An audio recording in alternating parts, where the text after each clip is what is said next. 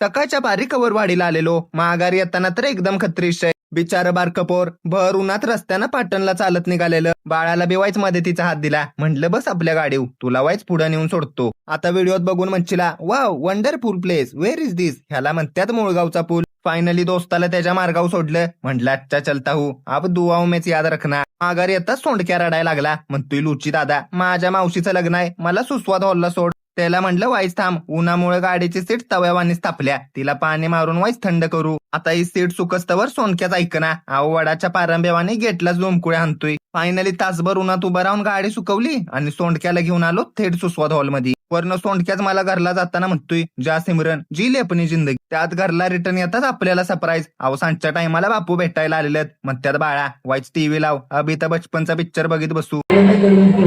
आता माहिती तो गेलाय बापू, आता ते संपलंयच, तो खतमच झालाय. हिरो आणणार त्याला देऊन. अशा तऱ्हेनं अजून एक दिवस पार पडला. व्हिडिओ कसा वाटला कमेंटात तेवढं नक्की सांगा.